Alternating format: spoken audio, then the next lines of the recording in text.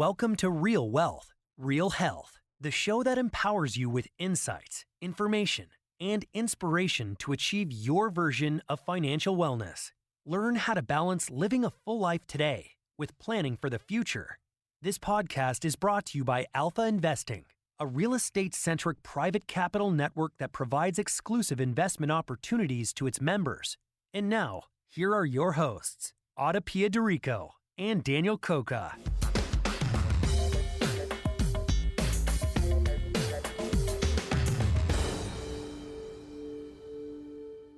Hello, welcome to another episode of Real Wealth, Real Health. My guest today is Evan Holladay.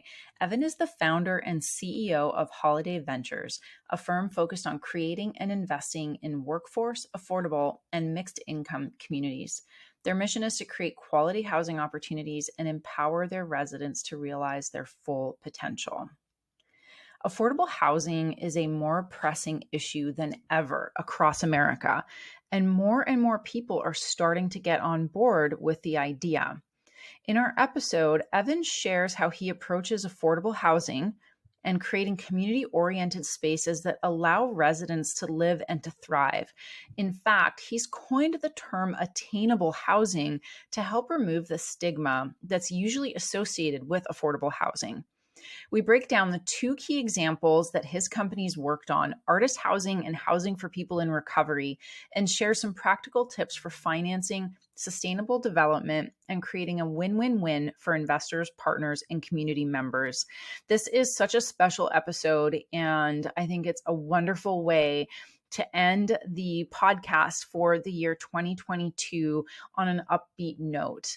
There is so much good that we can do as investors, as developers in the real estate space for people who do require and who can thrive from better housing, and we can do that for them. So please enjoy this episode, and thank you so much for being part of Real Wealth, Real Health for the year 2022. Big blessings. If you're listening in 2022, and if you're listening later, then same thing, big blessings. Thank you for all your support, and enjoy this really inspiring and wonderful episode. All right. Hi, Evan. Welcome to the podcast. Yes, thank you for having me. I am very excited to have you. It has been well over 2 years since I first met you. We met at the Best Ever Real Estate Conference right before COVID. And I really specifically remember thinking that you were doing such amazing work in this space. And I know you also do some mindset work that we can touch on. Everyone knows that I'm very forward and open about spirituality and like the connection to the self. And I remember we really connected on that, and really connected also on the importance of bringing all of ourselves to what we do, and to do that in service to others. And what I've found, and you're a prime example of this, is you're doing it through the development of housing for people who really need it. And I think that it's also really important in the removal of stigma of what we think affordable housing is when we're not informed as to what it really is. So really excited to have this conversation and like let everyone know what you've been up to and what you're doing, because you're doing such really, truly incredible work. So. Well, thank you, Ada. I really appreciate that. And yeah, it has been a crazy 2.5, almost 3 years now since we first met at Best Ever. And yeah, I'm really excited to dive into impact investing and the work we're doing in affordable housing. I think it's really a lot of fun. It doesn't even feel like work when you get to have fun, make great returns for yourself, your investors, and have impact in the work you do. Yeah. And it's important. I think we're all working against some stigma about the slumlord, and I was on I think it was like a Twitch stream with somebody a little while ago. They wanted to have me on to talk about branding and some things like that.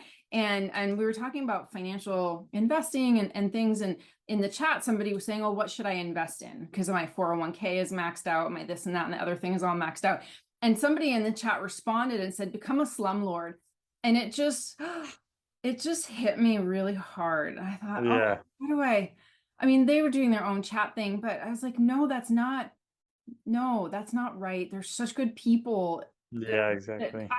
So anyway, so with that is some of the stigma that we as investors are undoing and you're really undoing. So, let's just go there. Yeah, that is a huge topic.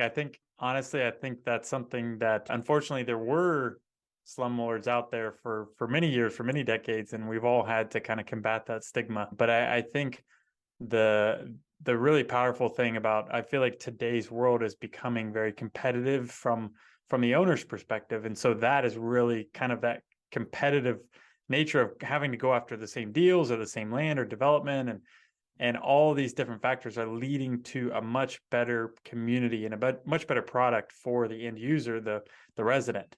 Mm-hmm. So I think that's the exciting thing, is we're now, part of the next wave of what real estate and what community should look like, and it becoming much more overlapped. Whereas there was like a disconnect previously, there was, landlords were seen as, hey, let's collect rent and totally just abandon the property and not ignore it.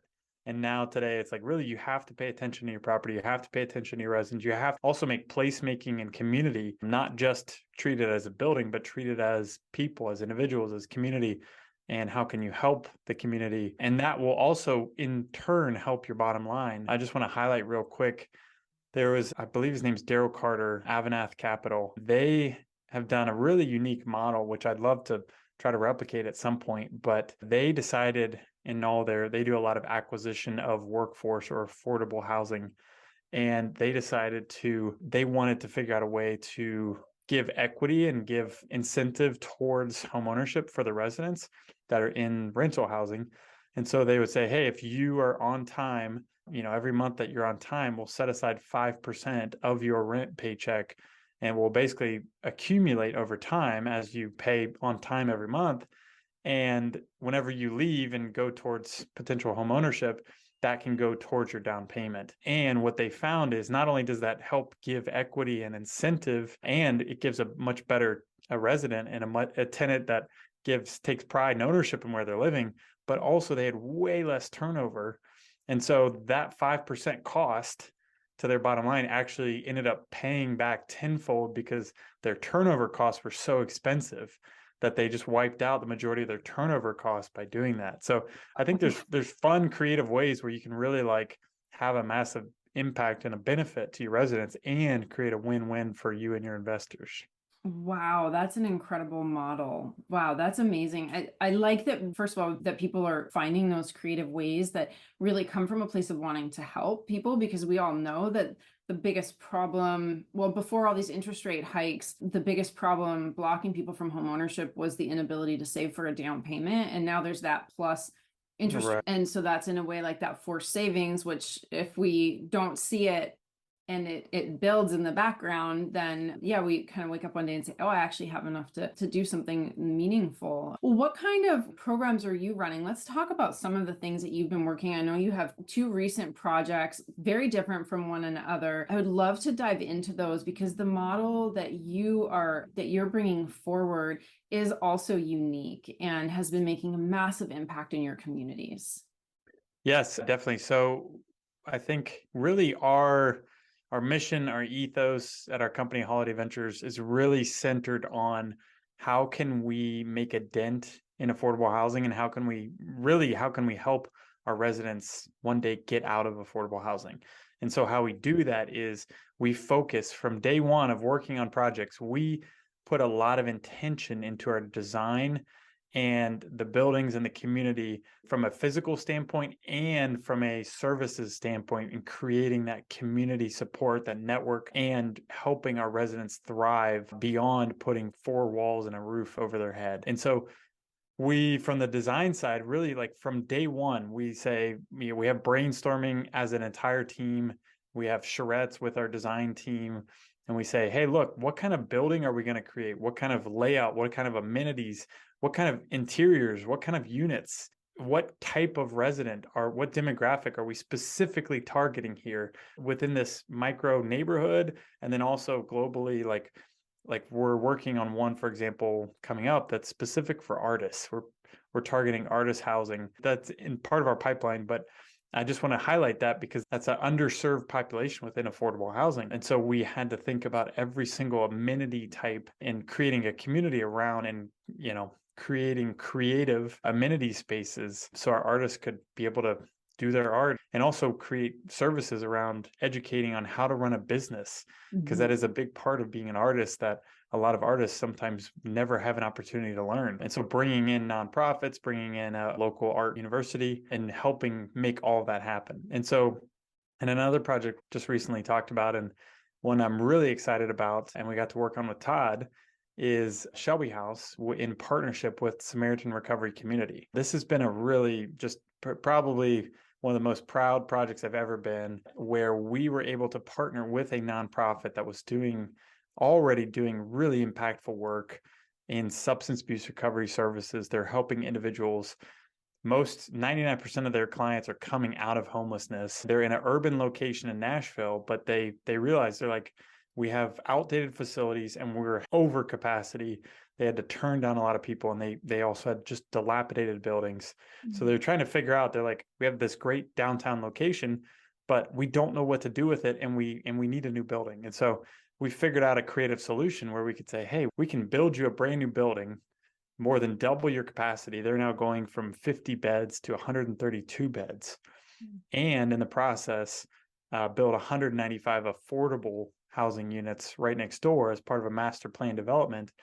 And their graduates of their recovery program get first access to the most deeply affordable units in the affordable housing. And so creating win-wins like that, where, now they have a building to more than double their services, and they don't have any debt on that. And that's so powerful for a nonprofit, and they get recurring income and revenue stream from the affordable housing, and it's mission aligned to what they're doing. So just trying to think from day one, how do we do projects like that where we can help create a win-win-win for all the partners and the community and our investors? And I think that's the projects we really shine in, and that's really what we focus in on. And it's just a lot of fun. It makes it not feel like work. Yeah, I can see that in your expression, in your whole being when you talk about it.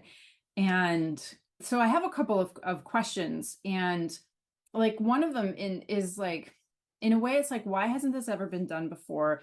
And the answer that comes to my mind is, well, maybe it wasn't in the realm of the efficiency, like that slumlord type of like knock it out as fast as possible. And like, why would somebody go to so much trouble to put all these moving parts and pieces together? Because what you're describing isn't just, obviously when you do real estate development, you do feasibility studies, there's a lot of work anyway that goes into it. In hearing you, it's like, wow, there's so many other pieces and parts. Why, in a way, like the really candid is like, why would somebody bother to do all of this? Yeah. Just sounds like all this extra work. And obviously that's not how I feel, but it's not been done before. And is it because there was this idea of just the bottom line before and you couldn't get the money? Like, what was it before, and what has changed to enable this to happen more? Because there must be other pieces here where other entities have stepped up, where funding has stepped in to actually make it be able to be a bottom line driving investment, in addition to being human and that triple bottom line of good.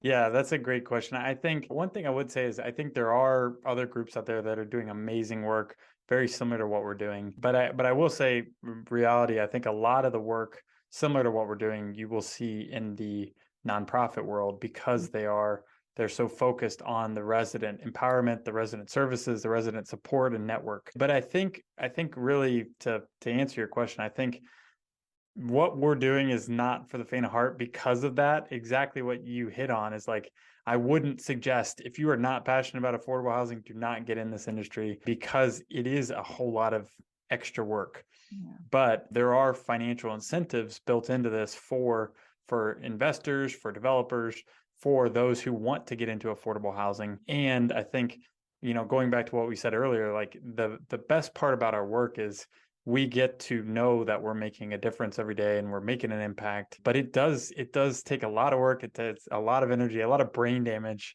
a lot of gray hairs to be able to go through a lot of public-private partnerships. We're working with the government every day. And so you can imagine that doesn't always work on your timeline. Yeah. It doesn't always, the rules change. the target constantly moves. Yeah. But I think if you're able to work through that, then you can make a really impactful project, and financial incentives are aligned, because the government knows also, like, to be able to jump through, or to be able to put in the work to jump through all those hoops is not for everyone. And so they want to make sure developers do have an incentive, a financial incentive to do this. So that's the great balance of what we do, is we can do well by doing good. Yeah. Do you feel that it's also from a government perspective, wanting to make sure that people are in it for the right reasons and not just to maybe get some of those financial incentives and then walk away? Or like, what kind of mechanisms are in place to make sure that the people doing it are doing it for the right reasons, will execute, and won't just come in and take the grants and basically leave? Yeah, that's a great question. And we get asked that sometimes when we're working with communities. They want to, at the end of the day, they're going to be neighbors to our developments, and they're going to own it, in a lot of ways more so than we will. And really what we bring up to them is, we have, within the world of affordable, there are so many checks and balances. I think over the decades, there have been people that have taken advantage of the program. So now they've built in these checks and balances where, our investor checks over our shoulder, the state agency checks over our shoulder, the local municipality, the city always checks over our shoulder, our lender checks over our shoulder. So there's all these groups checking to make sure we are following the guidelines. And we also surround ourselves with great counsel who know the tax credit rules way better than we do. But it's because we know there are serious ramifications if you don't follow the rules. So we are very intent on making sure we do. But that's a great point, is like, you want to make sure you weed out the ones that are, just in it for the returns and immediately want to get out of it. And I would say too, you asked about, like, are there incentives or financing lined up for this? I think the one thing we figured out in the projects we've worked on with Holladay Ventures is financing will align itself projects with a great story, with a great narrative, with a great impact. And that's what we figured out with Shelby House and partnering with SRC. We realized we have a really, really awesome story here, being able to help substance abuse recovery, creating a bridge to affordable housing, creating a cash flow for the nonprofit, like all of these win-wins in an urban location where it, normally should go top dollar for a market rate developer. Being able to create all those win-wins allows for funding, like financing groups from the state to the federal to the local level. Like, they want to be aligned with those projects. So that's something we really found, is if you are intentional about your development and the story and the impact behind your project, then funding will follow. Wow. So even though it's not efficient, right? Like you said, it's like for all the brain damage, it's not efficient. It's rewarding personally and for the work that you're doing.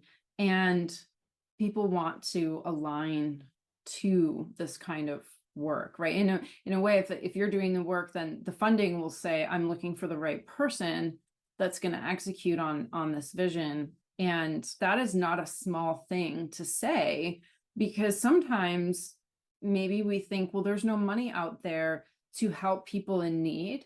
And I just have always thought that cannot possibly be true, that there is not money out there that wants to be put to good use. It's more that it might not know where to go. And there's not anyone who wants to step up to do the work, right, to give them a reason. And that's so amazing that you're doing this. It all makes sense as you say it, but you also tied it into story.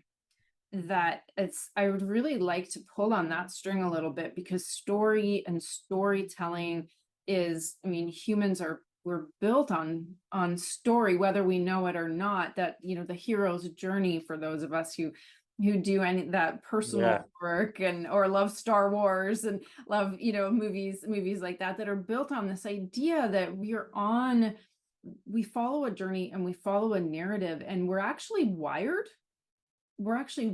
for it. And Joseph Campbell did work on this to really show that throughout history, humans tell the same type of story over and over and over again. So how do you tell the story? And what is the story that you're telling? And what is the story that resonates with your investors? Yeah, great question. I think the story always changes based on the audience. And I think that's important. Like that's important to delineate that depending on who you're talking to, depending on the setting, depending on what their interests are, what their motives are, what you're trying to convey, what you're trying to convince them of. I think that all plays into it. But I think really for us, for our investors, honestly, at this point, it's really been fascinating to me. I've been in affordable for almost 12 years now. And to see the switch in the last like 2 years of now, it's almost like I don't even need to sell. Like everybody's like, wait, you do affordable? Okay, we need to talk. Like it's flipped because now the market as a whole is gathering.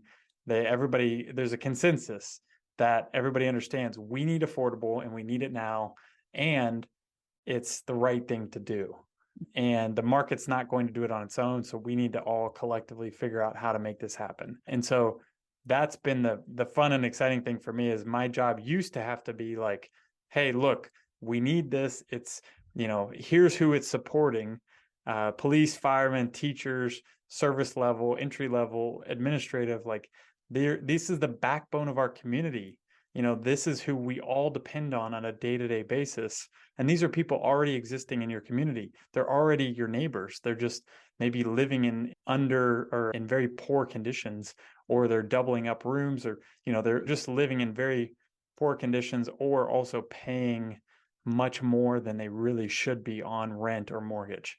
So when families, a lot of families today are paying 50 to 70% of their monthly paycheck on rent. That leaves barely anything for food, for daycare, for transportation, for insurance, for all the other necessities of raising a family. And so all of our developments, anything affordable, really caps that monthly household cost, household living expenses at 30%, which allows for that savings or investment in other areas of raising a family. And so that's really the story we sell, is really just painting a picture of who are we helping, why does it affect the community, why do we need affordable housing. But we definitely have seen that narrative has switched a lot over the years.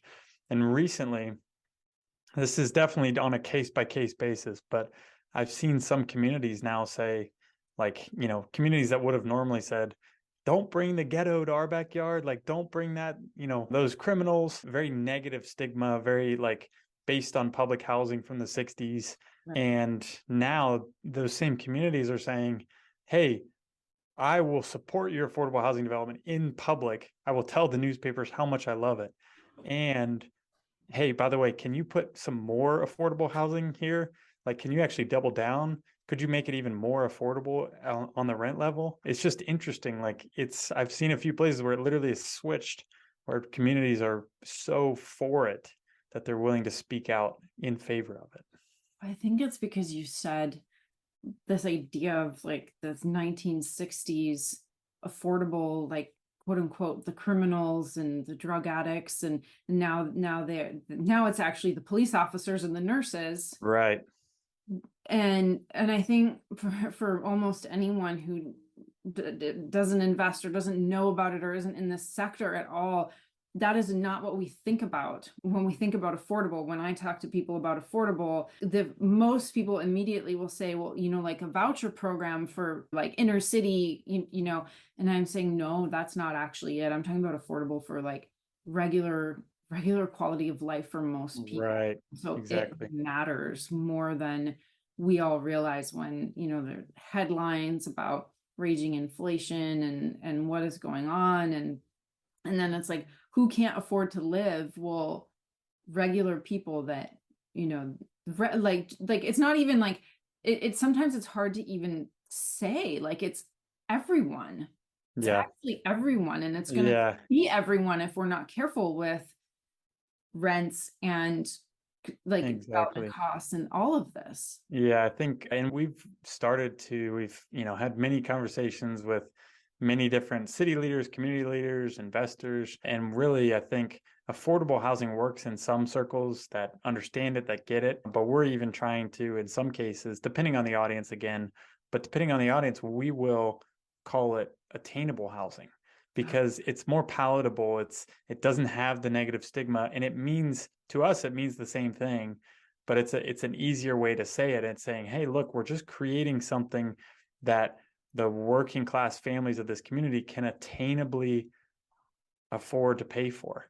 It's attainably priced. And so we try to use that rhetoric and that wording as much as we can. We even, like, when we do, the newspaper calls, like, we will try to use attainable throughout the article, because we're trying to help rebrand, and get away from some of those negative stigmas. Yeah, I mean, speaking of story, that's the story about affordable housing, and the story about, like, you're working with Samaritan House, like the stigma that comes through the stories that are really skewed and mostly incorrect about people. And that's a big job. That's big work to do, to change the narrative that's in the culture, especially when it's ingrained from so long ago and it's perpetuated through movies and TV shows. Right, And right. and we don't even know it until we start to think about it. Like, totally kind of off topic, but if you ever watch movies from the 80s or the 70s again, you're like, how is that ever allowed that they're saying this? And like, Yeah.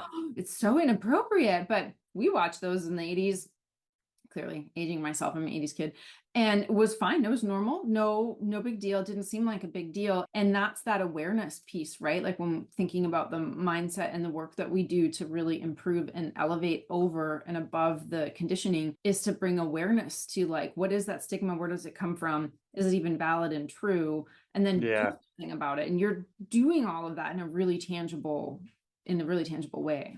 Yeah, exactly. I think that goes back to, it's fun what we do, because we're, I feel like we're a little, I forget the expression. We're just like a tiny little voice, but we're trying to, spread the gospel of attainable and affordable housing, and trying to do that through our projects, and also our education, our content, getting on podcasts like with you here today. That's the fun thing of what we do, but that's a big part of it, is education. Yeah. And let's talk about the project, that the Stonebridge project that involves Amazon, the corporation. Talk a little bit about that, because that's a big deal. I'm curious how that got structured, how it came about. Yeah, definitely. So in summary, Stonebridge Lofts, it's in the Nashville area. It's 311 units, new construction, affordable community. And there's also 11,200 square feet of commercial retail space. Some of that will be designated for nonprofit partners of ours that provide community services, resident empowerment services. And really, there's many exciting things I love about this project, but one of the really exciting things is we were able to be the first partner with Amazon's Housing Equity Fund here in Nashville, Tennessee. And that was a huge step. They provided $32 million of below cost capital in a second position that allowed us to be able to provide long-term affordability with the units, and really helped fund, construction cost overages, a lot of the kind of the unknowns that we've been dealing with over the last 2 years with the pandemic. And so that's been a huge, huge win for us, and also a huge win for Amazon, and a huge win for Nashville, to be able to bring in corporate dollars and a large commitment of $32 million of Amazon funds into the deal. I think speaks volumes to how, doesn't need to be publicly funded with private developers. It doesn't need to be just that solution. We can have private corporations also contributing, especially corporations like Amazon, who in a lot of ways they've done a great good for the economy, but they've also, by driving up incomes in certain areas, have also hurt the housing market, and have brought that ripple effect of, really, like in Nashville, we have a massive housing crisis here, along with a lot of countries, or a lot of cities across the country. And I think this is their way of saying, hey, look, we want to be a part of the solution. They committed $2 billion to helping in Nashville, Arlington, Virginia, and Seattle. And so we were able to help prove the concept here in Nashville. And so that's really exciting. It's also sustainably built, sustainably designed. We're doing to LEED energy standards, and we're having a solar on the roof. And we'll actually be building a solar, like, education center in the clubhouse. So that way we can teach the kids that are living in the community, like, hey, look, this is real time. This is what solar is doing for this community, for your units. And that hopefully will, create the next generation of sustainability experts. Wow. I was going to ask about the sustainability, but before, I want to make sure that I wanted to ask you this question about private sector investment, because there's obviously government, there's, public sector. How important is the private sector in housing? Just generally, I mean, especially obviously like attainable all housing, but as you're seeing and in going forward in the future, rising rate environment, pretty much we're probably going to expect sustained inflation. Maybe it comes down a little, but we're definitely going to be in an inflationary environment for a while. Yeah. There's a lot of reasons for that to be true. And historically, the private sector has always stepped in because the public sector can't do everything, but private steps in. How important is that?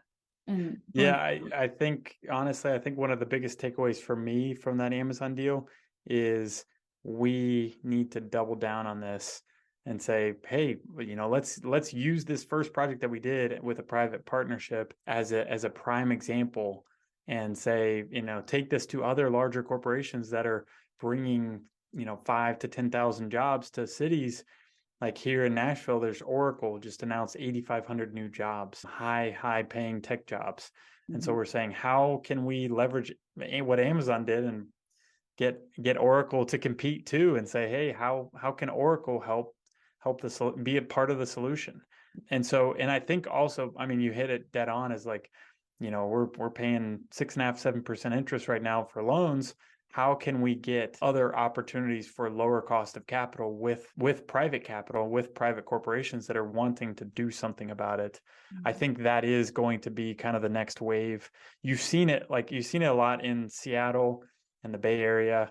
Apple's done it, Microsoft and Amazon have all invested in those areas, but it's very like market specific. I think as those, multinational corporations are scattered across the US, they're realizing like, hey, we need to be helping not just in the Bay Area, but across the country, figuring out affordable housing. So I think that is going to be a huge part of the future of affordable housing. Wow. I can see that also playing out with these corporations creating new jobs because they're locating new offices in all these other cities. And as you're saying, they drive up inadvertently, like unintended consequences, but they'll drive up prices because that's the nature of economics. And then in a way that they have the ability, financially, resource based, to step in and help mitigate that problem. Because I think where it might not be so obvious at first, but like you said, 8,500 high paying tech jobs. Well, that sounds fantastic. But there's a whole subset of thousands of people that are in lower paying jobs that are going to benefit from, like restaurants and small businesses. And there's all these other jobs that get created. Everyone gets really excited about for Amazon. And then they forget that the consequences of them coming in is that the people that can't afford to live there anymore because of that. And so then, and then they're like, oh, they're villains now. And really, it's really about finding a solution that works for everybody. And I think that's going to play out, like you're saying, in all these other cities, because who else is really going to step in to do that and to support the people that they are giving these higher paying jobs to? Yeah, I completely agree. I think that's very well said. I think they're realizing that, and they're like, hey, we gotta do something about this. So yeah, let's push the next wave of private corporate investment in affordable housing. We'll send this episode to everyone, to all of their offices. Fortune 500, send it out. We'll send it to everyone. I did want to touch on the sustainability thing as well.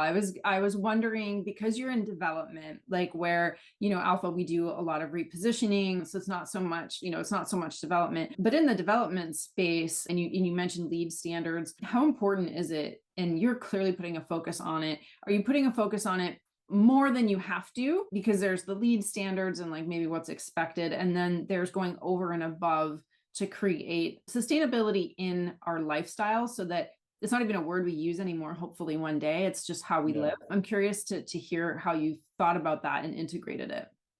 Yeah. So a big part of my and our company mission is sustainability. It's tied in designing and developing sustainably. And a big reason for that is it was some book I read, I think it was in college, about how Indian tribes, they make decisions based on 5 generations, and the impact, I think it was 5 generations. I can't remember the number now, but it was basically the equivalent of saying, it was like 250 years from now, what is going to be the impact of our decision today? And that really that shook me. I was like, whoa, that's crazy. I never thought, I thought thinking 5, 10, 20 years out is a long time, 250, that's a whole nother level. Wow. And I think that's something that I took to heart. I was like, we need to be thinking about not just our generation, but multiple generations after us.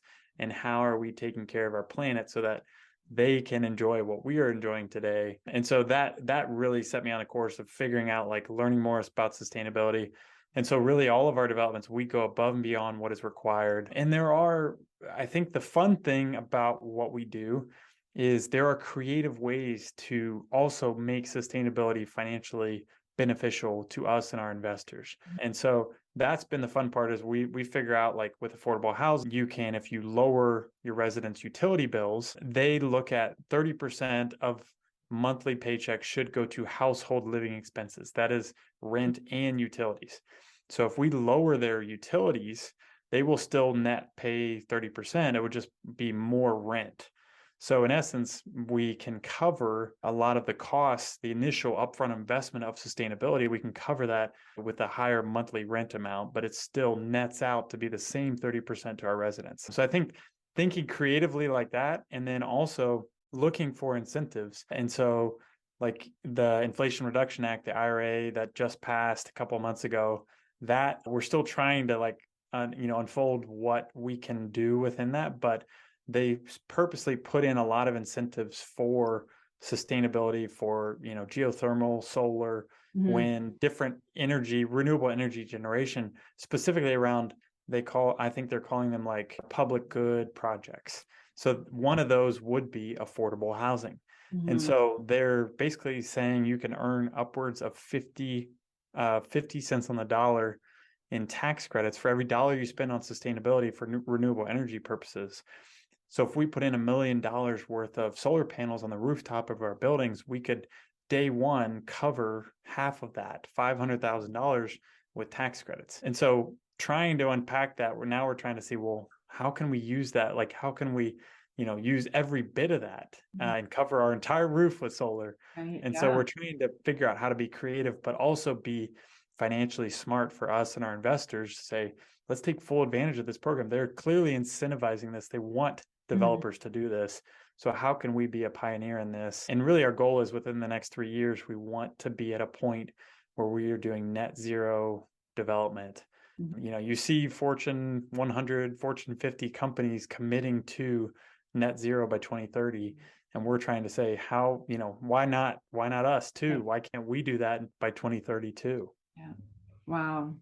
Well, I am so excited for what you're doing, and I follow you anyway, but now with even more interest about even just hitting those targets and showing that it can be done also, because one could listen to this and say, that sounds like way more work than I would be willing to put in, which is why if you're an investor, you invest in it, right? And so Right. that's the point of passive investing, and aligning values with investment providers in general, whether it's, financial advisors or real estate. And so I'm so excited that you're out there doing this and showing also other people who might want to get into development, who are sitting on the sidelines saying, I don't know, it sounds like a lot of work. Well, if someone else does it, then they might feel like they can do it too. And especially if you're successful, and obviously if there's financial incentives, that'll bring more people in. So I wish you all the best with that. And we'll obviously keep in touch about that as you're doing it. But before I let you go, I want to ask you one final question that I ask all my guests. And that is, what does wealth mean to you?